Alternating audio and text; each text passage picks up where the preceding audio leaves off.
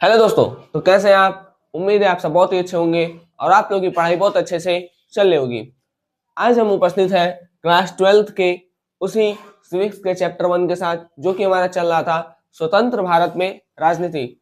स्वतंत्र भारत में राजनीति में हमने पहले लेक्चर में देखा था, मतलब पहले लेक्चर में हमने उसका इंट्रोडक्शन देखा था कि भारत का बंटवारा हुआ तो उसके बाद क्या क्या समस्या आई, क्या क्या हुआ। ठीक, दूसरे लेक्चर में फिर हम लोगों ने देखा कि विभाजन हुआ।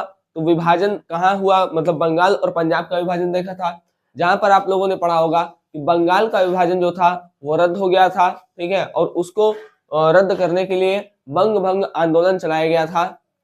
तो बंगाल का विभाजन विरुद्ध हो गया, लेकिन पंजाब का विभाजन हुआ। ठीक, फिर विभाजन के क्या परिणाम हुए, तो बहुत ही दुष्कर परिणाम हुए थे, जिसको कि हम लोगों ने जाना कि वहां के लोग मतलब इतना दिक्कत हो गया कि वहां के लोग ट्रेनों पर चढ़ चढ़ करके भाग रहे थे। ठीक है, इस तरह से वहां पर लोगों को भगाया जा रहा था। ठीक, वहां मतलब पाकिस्तान के लोगों द्वारा भारतीयों को या कह लीजिए हिंदू लोगों को इस तरीके से भगा रहे थे कि उन लोगों को ट्रेन के ऊपर चढ़ करके भागना पड़ा, जो कि आपके एनसीईआरटी के बुक पे एक फिगर बना होगा, आप लोग देखेंगे तो वहां से आप थोड़ा अंदाजा लगा सकते हैं कि किस तरह की परिस्थिति उस समय बनी होगी और उस परिस्थिति से हमारे उस समय के नेता लोग कैसे लड़े होंगे। ठीक, फिर हम लोगों ने देखा कि समस्याएं क्या हुई थी।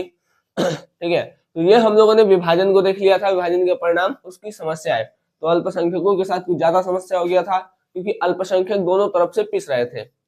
आज के लेक्चर में हम जानेंगे कि राष्ट्र के निर्माण की 3 चुनौतियां कौन सी हैं। ठीक, उसके बाद थोड़ा सा बात करेंगे देसी रजवाड़ों पर।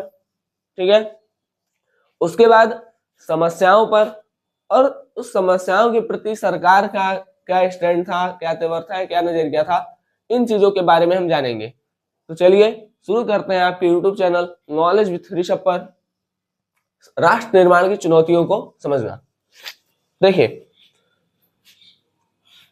जब हम पढ़ते हैं राष्ट्र निर्माण की चुनौती, तो हमारे सामने 3 तरीके की चुनौतियां सामने आती हैं।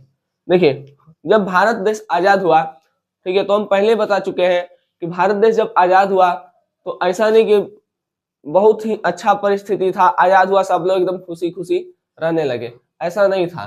ठीक है, आजादी के बाद बहुत मार काट, ठीक है, हत्याएं, ये बहुत सारी चीजें हुई थी जो कि नहीं होनी चाहिए थी। ठीक है, तो उन्हीं मतलब क्या क्या चुनौतियां थी जो सरकार के सामने आई, और सरकार उन चुनौतियों से कैसे लड़ी, इन चीजों के बारे में हम देखते हैं।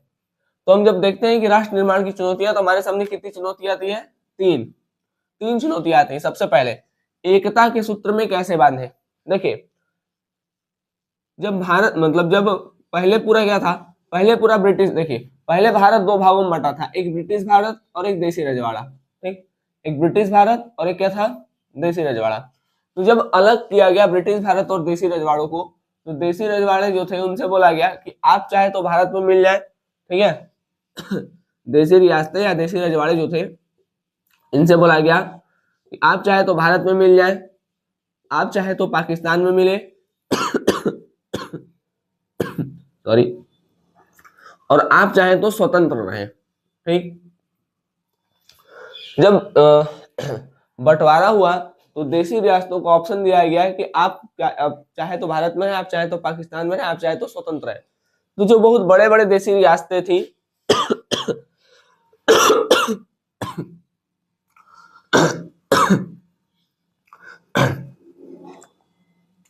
जो बहुत बड़ी बड़ी देसी रियासतें थी, वो क्या होना चाहती थी, वो चाहती थी कि हम स्वतंत्र हैं, वो ना तो भारत में मिलना चाहती थी। बड़ी देसी रियासतों कहने का मतलब यह है कि जो जिनके पास अपनी खुद की आर्मी है, ठीक है, जो अपना नियम कानून खुद चलाते हैं, वो चीज। तो जो इस तरीके से थे, वो कहे कि हम ना तो भारत में मिलेंगे, हम ना तो पाकिस्तान में मिलेंगे, हम स्वतंत्र रहेंगे। ठीक, तो अंग्रेज जो था, मतलब जो थे, वो भारत को आजाद तो किए, ठीक है, लेकिन एक समस्या को भी खड़ा करके चले गए। ठीक है, और वो समस्या था झगड़ा करवाने वाला, कि आप चाहे भारत में मिल जाए, चाहे पाकिस्तान में मिल जाए, चाहे स्वतंत्र रहे। ठीक है, 3 ऑप्शन दे दिए। अब भाई जो बहुत बड़ा था, मतलब खुद की आर्मी रखा था, ठीक है, बहुत विशाल क्षेत्र था जिसका, वो क्या कहा, वो कहा कि हम तो स्वतंत्र रहेंगे। अब बताइए, पूरे भारत, मान लीजिए पूरा भारत है, बीच में कोई अपना नियम चला रहा है, इधर कोनो अपना नियम चला रहे हैं, इधर कोनो अपना नियम चला रहे हैं, ठीक है। तो इससे क्या होगा, बड़ा दिक्कत होगा आगे चल करके।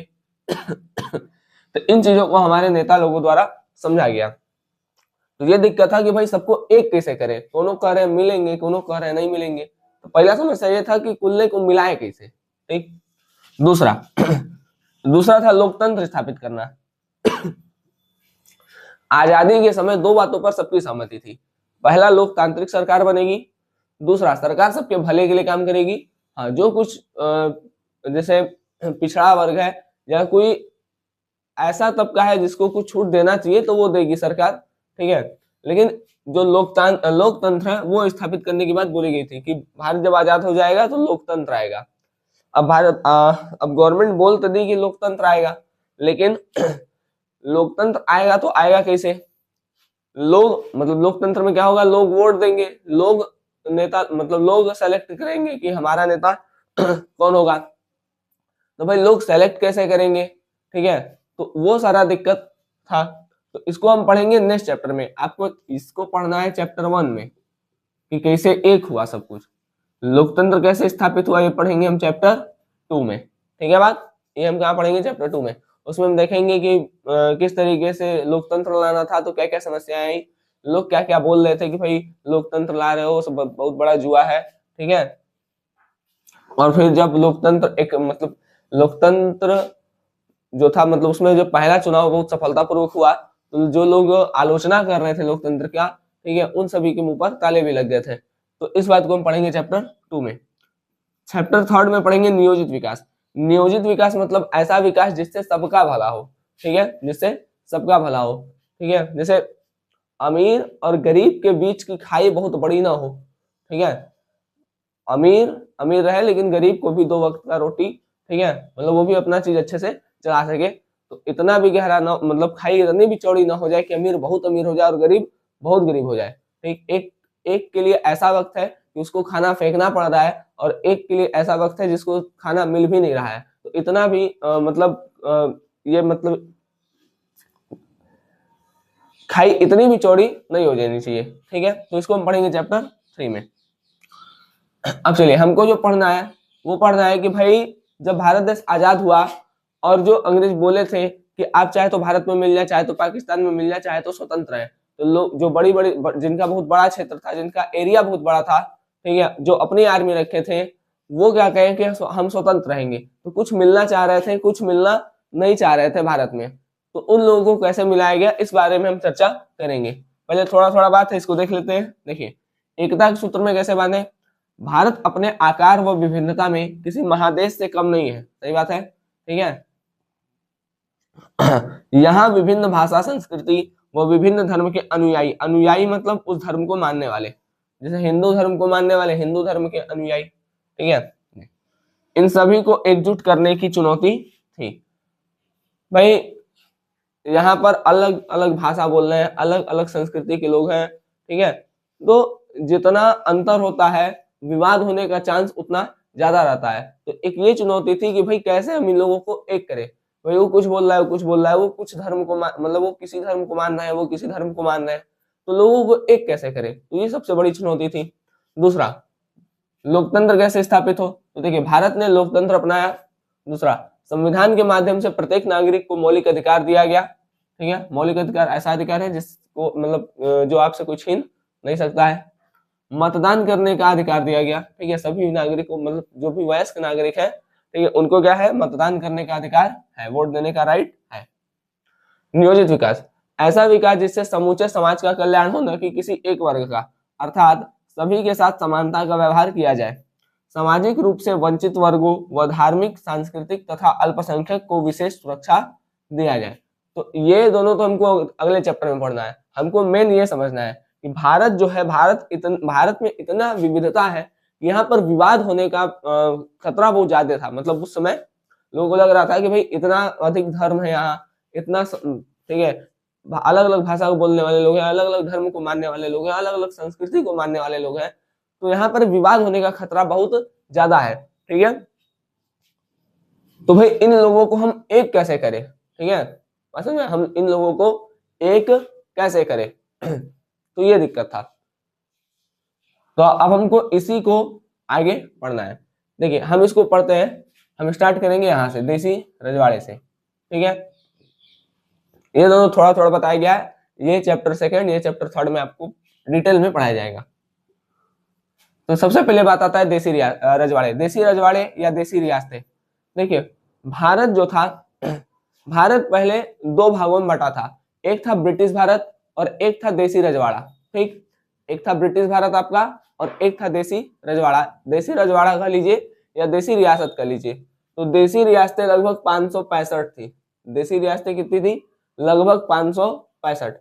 ब्रिटिश भारत ऐसा भारत था जहां पर ब्रिटिश का शासन था, और देसी रजवाड़ा क्या था? यहाँ पर राजा का शासन था, लेकिन राजा केवल घरेलू मामला देखता था। देखिए घरेलू मामला मतलब अपने घरे का नहीं देखेगा, मतलब जहां पर राजा शासन कर रहा है वहां पर कुछ हो जा रहा है, जैसे मान लीजिए कोई चोरी हो गया, कोई हत्या हो गया, या ऐसी कुछ चीजें हो गई, तो वहां का राजा उन चीजों को देखेगा। लेकिन जब बहुत बड़े स्तर पर कोई डिसीजन लेना होगा, तो बड़े स्तर पर डिसीजन लेने के लिए राजा का कोई मतलब नहीं है। बड़े स्तर पर डिसीजन वहां का कौन लेगा?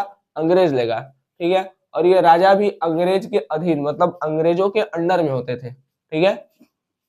मैं समझ में गया? चलिए, तो देसी रजवाड़ा ऐसा था जहां राजा शासन करता था, लेकिन ये केवल घरेलू मामला देखता था, ठीक है। लेकिन कपार पर फुट फाट गया तो ये उसका न्याय करेगा बैठ के, लेकिन राजा अंग्रेजों के अधीन होता था, ठीक। अब देखिए देसी रजवाड़े जो थे, ठीक है, ये पूरे भारत के, मतलब भारतीय समाज का 1/3 हिस्सा देसी रजवाड़ों का था, ठीक है। मतलब अगर पूरे भारत को देखिए, जैसे मान लीजिए पूरा भारत है, पूरे भारत को अगर हम 3 पार्ट में बांट दें, ठीक है, पूरे भारत को हम कितने पार्ट में बांट दें? 3 पार्ट में। कैसे बांटे? चलिए ऐसे बांट दें, 3 पार्ट में बांट दें, ठीक है। 1 पार्ट, 2 पार्ट, 3 पार्ट। 3 भाग में से केवल 1 भाग, ठीक है, मान लीजिए 3 भाग में से 1 भाग केवल देसी रजवाड़ों का था, ठीक है। तो बहुत बड़ा एरिया हो गया भाई। 3 पार्ट में से केवल और केवल 1 पार्ट सीधा किसका है? 3 भाग में से 1 भाग किसका है? देसी रजवाड़ों का है, ठीक है। तो भारतीय समाज का 1/3 हिस्सा देसी रजवाड़ों का था, ठीक। रजवाड़े में राजा शासन करता और वह ब्रिटिश के अधीन था। ऊपर बताया गया रजवाड़ों में राजा शासन करता था, लेकिन वह ब्रिटिश के अधीन था। हर चौथा व्यक्ति किसी न किसी रजवाड़े की प्रजा थी। ये एक बोलने का तरीका होता है, ठीक है। जैसे मान लीजिए भारत में जितने भी व्यक्ति हैं उनमें से हर, ये एक एवरेज वैल्यू है, ठीक है, औसत औसत वैल्यू है। जैसे मान लीजिए 1 2 3 4 लोग हैं, तो हर चौथा व्यक्ति जो है वो किसी न किसी रजवाड़े से आता था, ठीक है बात। तो ये आप समझ सकते हैं। चलिए, कहने का मतलब है कि भाई जितने भी संख्या है, ठीक है, उसमें से हर चौथा व्यक्ति क्या है? किसी न किसी रजवाड़े के अधीन था। तो आइए अब हम देख लेते हैं कि जो देसी रजवाड़े थे, देसी रजवाड़े जब, मतलब देसी रजवाड़ों को जब बोला गया कि आप चाहे तो भारत में मिले, आप चाहे तो पाकिस्तान में मिले, आप चाहे तो स्वतंत्र रहे, तो क्या क्या समस्याएं उत्पन्न हुई थी, ठीक। जैसे अभी बताया गया था कि देसी रजवाड़े जो थे, ठीक है, भारत 2 भागों में बटा था, एक था ब्रिटिश भारत और एक था आपका देसी रजवाड़ा। ब्रिटिश भारत पे ये अंग्रेजों का शासन था, और देसी रजवाड़ों पे राजा लोग का शासन था। वो घरेलू मामला देखते थे, ठीक। और जो देसी रजवाड़े थे वो घरेलू मामला देखते थे, लेकिन इनडायरेक्ट वहां पर भी शासन अंग्रेजों का ही था, क्योंकि जो राजा थे वो अंग्रेजों के अधीन थे, अधीन मतलब अंडर में थे, ठीक। तो वहां, और देसी रजवाड़े लगभग उस समय 565 थे। उन 565 देसी मतलब देसी रजवाड़ों के राजा जो थे, उनको ये कहा गया कि आप चाहे तो भारत में मिल जाए, आप चाहे तो पाकिस्तान में मिल जाए, और आप चाहे तो स्वतंत्र है। तो दिक्कत क्या हुआ कि जो माउंटबेटन योजना आया था, लिखे, ठीक है, यहाँ लिख रहे हैं माउंटबेटन योजना।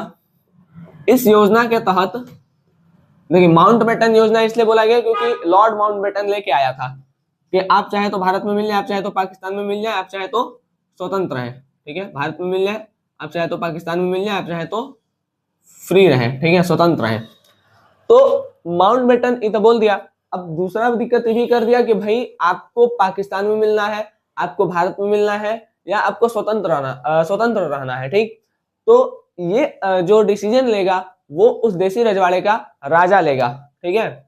तो राजा के पास ये अधिकार था कि उसको भारत में मिलना है कि पाकिस्तान में मिलना है कि स्वतंत्र रहना है, इसका निर्णय लेने का।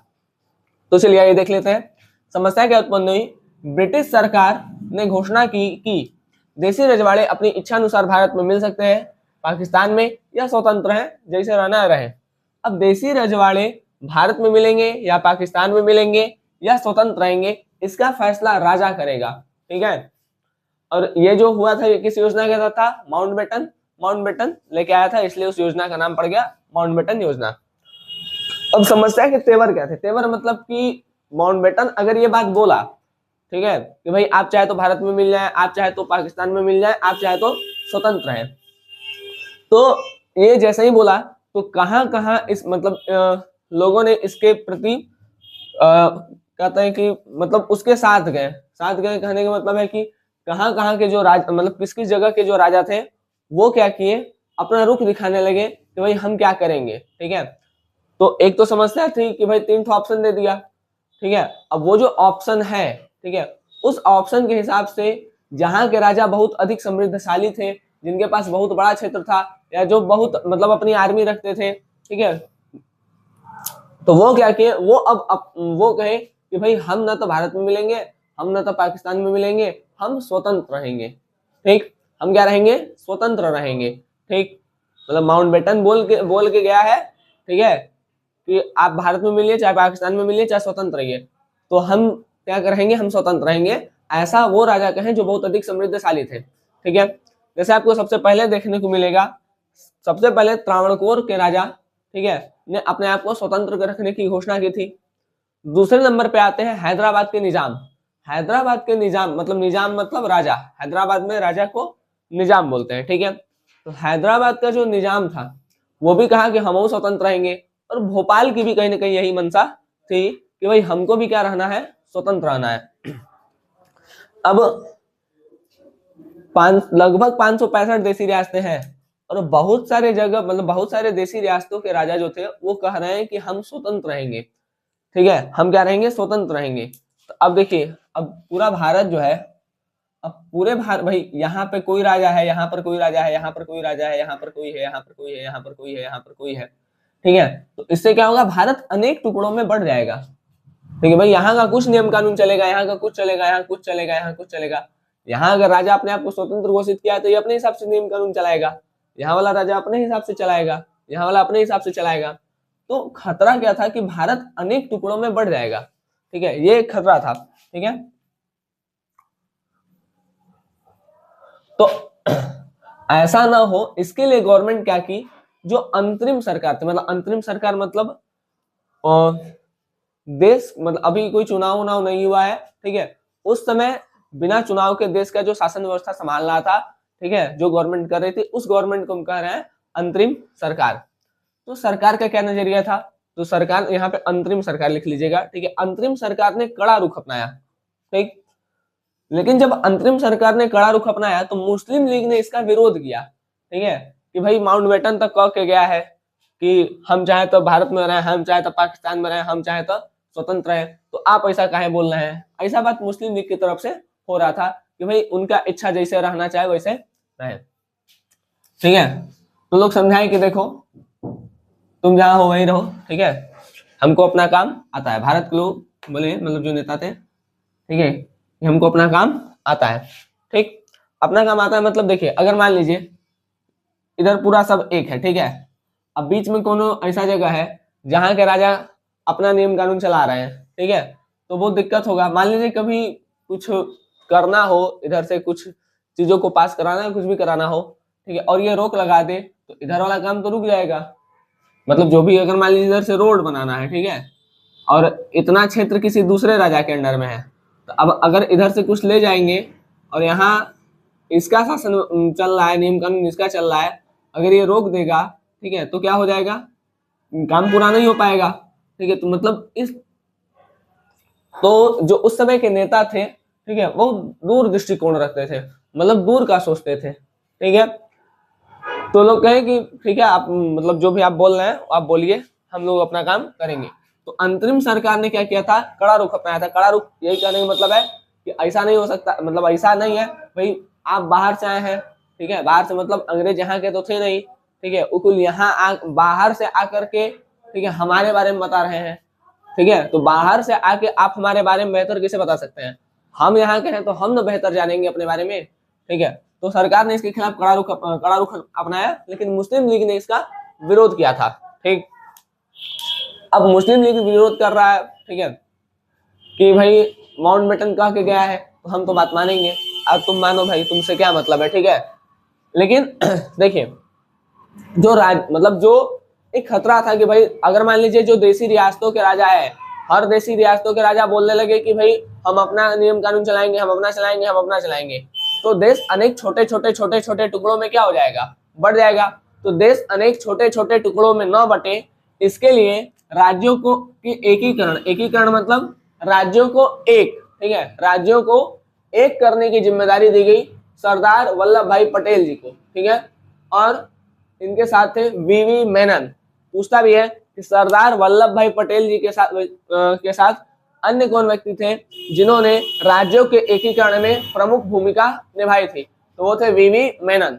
राज्यों के एकीकरण में अगर बोलता है कि प्रमुख भूमिका किसने निभाई, तो वो थे सरदार वल्लभ भाई पटेल। लेकिन सरदार वल्लभ भाई पटेल के अलावा राज्यों के एकीकरण में प्रमुख भूमिका किसने निभाई थी? तो वो थे वीवी मेनन, ठीक है। तो राज्यों के एकीकरण की जिम्मेदारी सरदार वल्लभ भाई पटेल वो वीवी मेनन को दी गई कि भाई इतना देशी रजवाड़ा है ना, इतना छोटे छोटे पार्ट में टूटा हुआ है, आप क्या करिए, आप इन सभी को जाइए, समझाइए और उनको समेट करके पूरे भारत को एक करिए, ठीक। तो ये मतलब अगर एक रूल आ रहा है तो वो रूल पूरे भारत पे लागू हो, न कि किसी एक या दो या तीन क्षेत्र पर, ठीक है। तो पटेल जी ने लगभग सभी रजवाड़ों को भारतीय संघ में शामिल करने के लिए राजी कर लिया, ठीक। भारत सरकार कुछ इलाकों को स्वायत्तता मतलब होता है कोई विशेष छूट, ठीक। तो भारत सरकार कुछ इलाकों को स्वायत्तता मतलब विशेष छूट देने को भी राजी हो गई थी, जैसे जम्मू कश्मीर, आप सभी को पता होगा, ठीक है। वो बवाल भी हुआ था 370 हटने पे। इसके बारे में हम डिटेल में चर्चा करेंगे जब हम बात करेंगे मतलब रजवाड़ों का जो विलय हो रहा था उस समय, ठीक है। रजवाड़ों के शासकों ने भारतीय संघ में मिलने के लिए एक सहमति पत्र पर हस्ताक्षर किया, जिसे इंस्ट्रूमेंट ऑफ एक्सेशन कहते हैं। भाई आज मुंह से बोल दिए कि भाई हम मिल जाएंगे, ठीक है। अगर कोई लिखित कागज ना हो और बाद में पलट जाए तो हम क्या कर लेंगे? तो भाई जब वो लोग माने तो एक क्या किया गया, हस्ताक्षर ले लिया गया कि भाई मतलब हस्ताक्षर में ये था कि भाई जो सामने वाला पार्टी मिल रहा है वो अपनी इच्छा के अनुसार भारत में मिल रहा है, ठीक है। मतलब हमारे कोई जोर जबरदस्ती नहीं है, वो अपनी इच्छा से हमारे भारत में क्या हो रहा है, मिल रहा है। और उस पर क्या किया जाता था, एक हस्ताक्षर कर दिया जाता था, जिसे हम क्या करते थे, इंस्ट्रूमेंट ऑफ एक्सेशन, ठीक है। चलिए, तो आज हम इस लेक्चर को करते हैं पर समाप्त। आज के लेक्चर में हम लोगों ने देखा कि जो देसी रजवाड़े थे वो क्या थे, मतलब 3 चुनौतियां जो थी वो क्या थी, ठीक है। देसी रजवाड़े क्या थे, और ये पूरा देसी रजवाड़े पर है। देसी रजवाड़े पर अगर आपको लिखने के लिए आता है तो आप सबसे पहले इधर जो देसी रजवाड़ा लिखा था वो लिखेंगे, फिर समस्याएं क्या क्या उत्पन्न हुई, समस्याओं के तेवर मतलब समस्याएं कहाँ कहाँ देखने को मिली, कौन कौन उठा, ठीक है। फिर खतरा क्या था और उन खतरों के प्रति सरकार का क्या नजरिया था, सरकार किस हिसाब से सोच रही थी, ठीक है। वो चीजें हमने आज के लेक्चर में देखे हैं। अब जो अगला लेक्चर होगा उसमें हम देखेंगे भाई इसमें एकीकरण का बात हो गया। अब वल्लभ भाई पटेल जी आएंगे और राज्यों को एक करेंगे, ठीक है। तो हैदराबाद का विलय, मणिपुर का विलय, जम्मू कश्मीर का विलय। जम्मू कश्मीर में जो राजा थे वो मिलने पर मतलब वो भारत में मिलने को राजी नहीं थे, ठीक है। तो इसके बारे में भी हम जानेंगे कि कैसे जम्मू कश्मीर के राजा या हैदराबाद के राजा किस तरह से भारत में मिले, ठीक है। इसके लिए पटेल जी को क्या क्या करना पड़ा, ठीक है, मतलब कैसे पटेल जी ने इन लोगों को समझाया, ठीक है, साम दाम दंड भेद क्या क्या किए, और जो अनेक टुकड़ों में बढ़ जाने का खतरा था भारत का उसको कैसे एक किए, ठीक है। चलिए, तो मिलते हैं आपसे अगले लेक्चर में, तब तक के लिए धन्यवाद, जय हिंद। आप लोग अच्छे से पढ़ाई करते रहे।